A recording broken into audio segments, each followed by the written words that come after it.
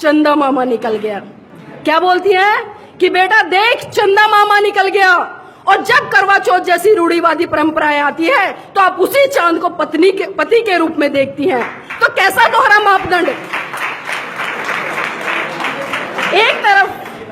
एक तरफ तो आप उस चांद को अपना भाई बना रही हैं और दूसरी तरफ जब करवा चौथ जैसी परंपराएं आती हैं आप उसको पति के रूप में देखती हैं।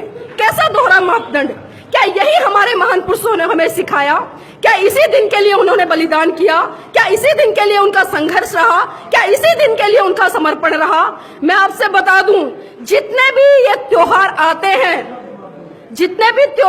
हैं यहाँ पर आप सभी समझ रहे होंगे मैं कौन से त्योहारों की बात कर रही हूँ। आप सभी उन त्योहारों को बनाना बंद करें, क्योंकि साथियों आप कम से कम 50-60 हजार रुपए एक साल में उन त्योहारों पर बर्बाद करते हो। और वही पैसा अगर आप अपने बच्चों की पढ़ाई पर लगाएं तो मैं गारंटी से कहती हूँ कि आपके बच्चे इस देश के प्रधानमंत्री भी बनेंगे।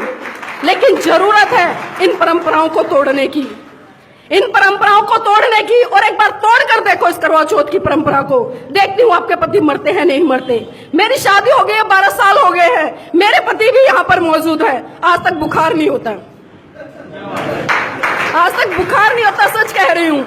छोटी मोटी बीमारियां हैं वो अलग मैटर है, लेकिन जो बात आती है कि मरने की पति की लंबी उम्र हो की, तो साथियों हमें जरूरत है आज जागने की, क्योंकि आज हम उस मुकाम पर हैं जो हमारे महान पुरुषों ने बलिदान दिया, उसके खातिर आज हम यहाँ पर आज पहुंचे हैं। अच्छी अच्छी नौकरियों पर काबिज है, अच्छी अच्छी कॉलेजों में पढ़ रहे हैं, अच्छी अच्छी डिग्रियां ले रहे हैं। मंच पर आसीन हमारे 2 साथी हैं जो कि जेएनयू से हैं।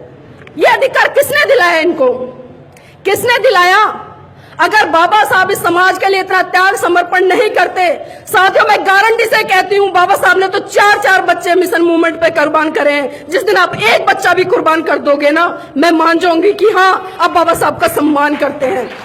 लेकिन हम दोगलापन दिखाते हैं, हम सिर्फ दोगलापन दिखाते हैं, दोगली बातें करते हैं। हम बात करते हैं मिशन मूवमेंट की, लेकिन जैसे ही घर में घुसते हैं तो वहां पर घंटियां बजती हैं। आखिर क्यों? अगर हम सभी आज यहाँ पर बैठे हैं, इतने स्वतंत्र रूप से अपनी बातों को रख पा रहे हैं, तो ये सिर्फ हमारे महान पुरुषों के बलिदान के कारण हो पाया है।